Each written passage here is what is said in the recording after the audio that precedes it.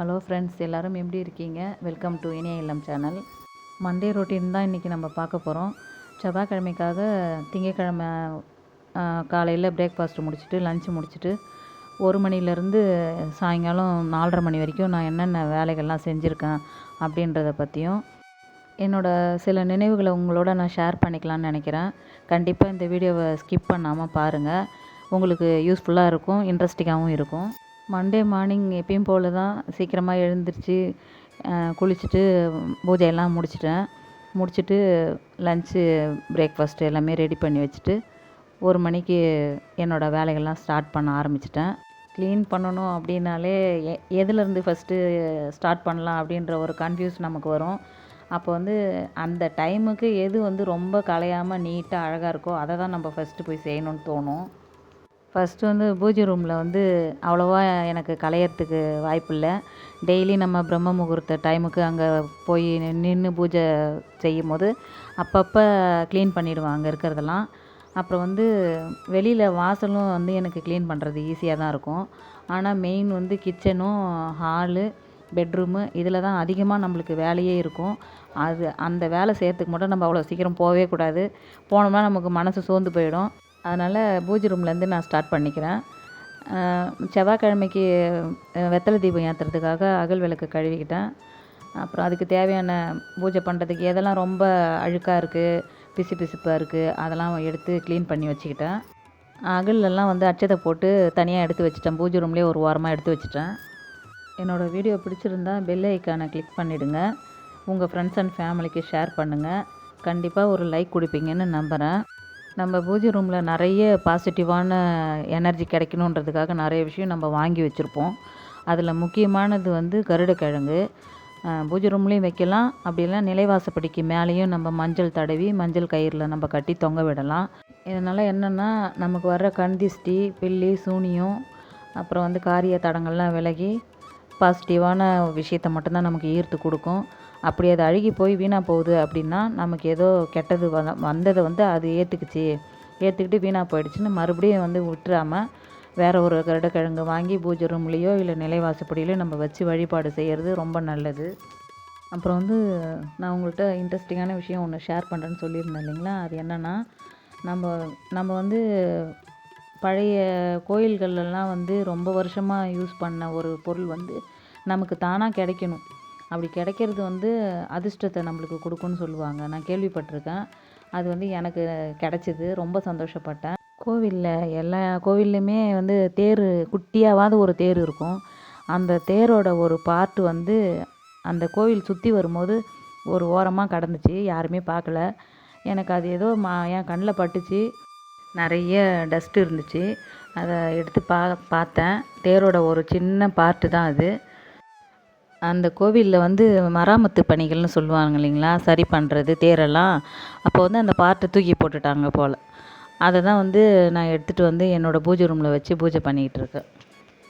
சொந்தமாக வீடு கட்டலாம், மயிலத்தில் நம்ம போயிட்டு கல் எடுத்து வச்சு வீடு கட்டுவோம் இல்லைங்களா, அது நடக்குன்ற ஒரு நம்பிக்கையில் அதே நம்பிக்கை தான் அங்கேயும் நிறைய பேர்கிட்ட இருக்குது. நான் சொல்கிற கோவில் பொய்யாமொழி விநாயகர். அப்போல்லாம் எனக்கு சிறுவாபுரியை பற்றி அவ்வளோவா தெரியாது. அப்போல்லாம் நான் வெத்தலை தீபமும் போட ஸ்டார்ட் பண்ணலை. ஃபஸ்ட் டைம் அந்த கோயிலுக்கு தான் நான் போனதுனாலேயே என்னவோ தெரியல, அந்த விநாயகரோட ஆசீர்வாதத்தில் இது எல்லாமே என் காதுக்கு வந்தது. அதுக்கப்புறம் தான் நான் வெத்தலை தீபம் போட ஆரம்பித்தேன் முருகருக்கு. என்னோடய பிள்ளை வீடு கட்டத்தை பற்றி 2 வருஷத்துக்கு முன்னாடி பேசினான். அதுக்கப்புறம் பேசவே இல்லை. இப்போ அடிக்கடி அதே தான் பேசிகிட்டு இருக்காரு. அது எனக்கு பார்க்கும்போது பாசிட்டிவாக தான் தோணுது. பரவாயில்ல, கடவுளோட அனுகிரகம் ஃபுல்லாக எனக்கு இப்போ தான் கிடைக்க ஆரம்பிச்சிருக்கு. இத்தனை வருஷம் எனக்கு கிடைக்கல, இப்போ கிடைக்க ஆரம்பிச்சிருக்கு. பொறுமை தான் ரொம்ப முக்கியம். நம்பிக்கையோடு இருங்க. சாமி கும்பிட்றத மட்டும் எப்போதும் கை விடவே விடாதீங்க. எனக்கு கல்யாணம் ஆகி 31 வருஷம் முடிஞ்சிருச்சு. இந்த ஆணி 30 வந்தால் 32வது வருஷம் வரப்போகுது. இத்தனை வருஷமுமே நான் வாடகை வீட்டில் தான் ஒரு வீடாக மாறி தான் வந்துகிட்ருக்கேன். சொந்த வீடு வாங்கினேன், ஆனால் அது நிலச்சி நிற்கல. 2 வீடுமே வாங்கி சேல்ஸ் பண்ணியாச்சு. அந்த சூழ்நிலையில் போயிட்டேன். கருமான்னு சொல்லுவாங்களே, அதுதான் போல இருக்குதுன்னு நினச்சிட்டு நான் மாட்டுக்கு அப்போ கூட நான் பொறுமையாக சாமி கும்பிட்றத நான் கைவிடவே இல்லை. இப்போ கொரோனா காலம்னு ஒன்று போயிடுச்சு பார்த்திங்களா, அதுவும் என்னோடய வாழ்க்கையை ரொம்ப பிரட்டி போட்டுருச்சு. என்னென்னா எங்கள் 4 பேருக்குமே சீரியஸான கண்டிஷனில் தான் இருந்தோம். அப்போ வந்து அந்த வாடகை வீட்டில் கூட நான் படுத்துட்டு பார்க்கும்போது உடம்பு சரியில்லாமல் ரொம்ப சீரியஸாக இருக்கும்போது அப்போ தான் தோணுச்சு, இது எதுவுமே நிரந்தரம் இல்லை. இப்போவே நமக்கு எது நடந்தாலும் நம்ம கூட எதுவுமே வரப்போகிறதில்ல அப்படின்றத நல்லாவே நான் உணர்ந்துட்டேன். அதனால் கிடைக்கும்போது கிடைக்கட்டும் அப்படின்ற மனசுக்கு நான் வந்துட்டேன். இப்போதைக்கு இருக்கிற வாழ்க்கையை நான் சந்தோஷமாக வாழணும்னு ஆசைப்பட்டுட்டு இருக்கேன், அவ்வளோதான். என் 2 பிள்ளைங்களுக்குமே கல்யாணம் பண்ணியாச்சு. 2 பேத்தி இருக்காங்க எனக்கு. அவங்க முகத்த பார்த்துட்டு ரொம்ப சந்தோஷமாக வாழ்ந்துட்டுருக்கேன் நான். ஆனால் என்னோடய குழந்தைங்களோட ஆசையை நான் நிறைவேற்றணுன்ற ஒரு கடமை எனக்கு இருக்குது இல்லைங்களா? அவங்களோட சந்தோஷம் தானே இப்போதைக்கு என்னோடய சந்தோஷம். என்னோடய பிள்ளைக்கு வந்து சொந்த வீட்டில் இருக்கணும்னு தான் ஆசை. அதனால தான் மறுபடியும் நான் வெற்றிலை தீபம் ஏற்றி முருகரை மனசார வேண்டிக்கிட்டு வரேன். கண்டிப்பாக என்னோடய பிள்ளையோட ஆசை நிறைவேறுன்ற ஒரு நம்பிக்கை எனக்கு வந்துருச்சு. முருகர் கண்டிப்பாக அதை செஞ்சு முடிச்சிருவாருன்னு நான் நம்புகிறேன். முடிஞ்சதும் நான் கண்டிப்பாக ஷேர் பண்ணுறேன். எவ்வளவோ நான் லைஃப்பில் கஷ்டத்தை தாண்டி வந்திருந்தாலும் கூட எனக்கு 2 பிள்ளைங்க கிடச்சது. அவங்களுக்கு 2 பேருக்கும் நல்லபடியாக கல்யாணம் பண்ணி கொடுத்து, அவங்களுக்கு குழந்தைங்கள் இருக்கிறது. இந்த செல்வம் எல்லாமே எனக்கு கடவுள் நிறைய கொடுத்துருக்காரு. எந்த குறைவுமே எனக்கு இல்லை. ஆனால் இந்த ஒரு சின்ன விஷயந்தான், அதுவும் கூடிய சீக்கிரம் நிறைவேறுன்ற எண்ணம் எனக்கு இருக்குது. கடவுளை வந்து நினச்சிக்கிட்டு அந்த கர்மாவை வந்து நான் ஜெயிச்சிட்டு வந்துட்டு தான் இருக்கேன். நீங்களும் கண்டிப்பாக அந்த தெய்வ நம்பிக்கையை வைங்க, வழிபாடு பண்ணுங்கள், நல்லதே நடக்கும். சொந்த வீடு இல்லையேன்னு யாரும் கஷ்டப்படாதீங்க. கடவுள் நிச்சயமாக ஒரு சொந்த வீடை கொடுப்பாரு. அது வரைக்கும் கொஞ்சம் அமைதியாக நம்ம லைஃப்பை பார்த்துட்டு போயிட்டே இருக்க வேண்டியது தான். நம்மளை படைத்த கடவுளுக்கு தெரியும் நமக்கு எப்போ எந்த நேரத்தில் எதை கொடுக்கணுமோ அதை கண்டிப்பாக கொடுப்பாரு. யார் தடுத்தாலும் அது வந்து நிற்க போகிறது கிடையாது. அதனால் நம்பிக்கையோடு இருங்க. இந்த வீடியோவிலே செவ்வாய்க்கிழமை அன்றைக்கி நான் செஞ்ச பூஜை வேலைகளையும் பதிவுகளாக கொடுத்துருக்கேன். அன்றைக்கி வந்து செவ்வாய்க்கிழமையிலே கிருத்திகை ஏகாதசி வந்துச்சு. அதனால் பெருமாளுக்கும் முருகருக்கும் சிறப்பு வழிபாடுகள் செஞ்சு முடிச்சிட்டேன். அப்புறம் முக்கியமான விஷயம் நான் இன்னொன்று ஷேர் பண்ணணும் உங்கள்கிட்ட. எனக்கு வந்து அந்த பொய்யாமொழி விநாயகர்கிட்ட கிடச்சிது பார்த்திங்களா, தேரோட ஒரு சின்ன பார்ட்டு. அதே மாதிரி இன்னும் ஒரு 5 பொருள் வந்து எனக்கு அது மாதிரி தானாக கிடச்சிது.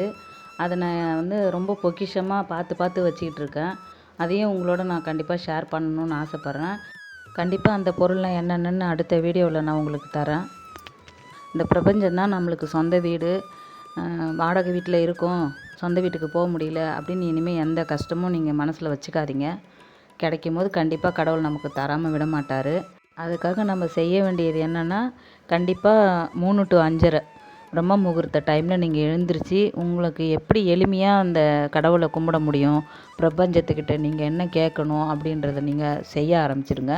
தானாகவே நமக்கு அடுத்தடுத்து நல்ல விஷயங்கள் நடக்க ஆரம்பிச்சிரும்.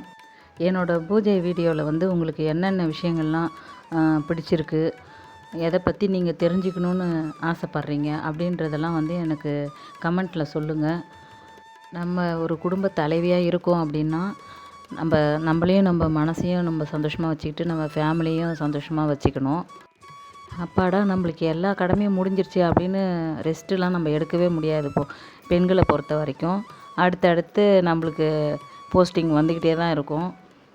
மனைவி, அதுக்கு அடுத்தது வந்து மாமியார், அதுக்கு அடுத்தது பாட்டி அப்படின்னு நம்ம பொறுப்புகள் வந்து கூடிக்கிட்டே தான் போகும். நம்ம ரெஸ்ட் எடுக்கிறத பற்றி யோசிக்கவே முடியாது.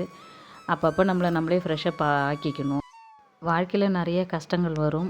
இதுவும் கடந்து போகும்னு போய்கிட்டே இருக்க வேண்டியது தான். கடக்கிறது ரொம்ப கஷ்டம்தான், முயற்சி பண்ணிக்கலாம். இந்த வீடியோ உங்களுக்கு கண்டிப்பாக பிடிச்சிருக்கும்னு நினைக்கிறேன். பிடிச்சிருந்தால் லைக் பண்ணுங்கள், ஷேர் பண்ணுங்கள், கமெண்ட் பண்ணுங்கள். தேங்க்யூ.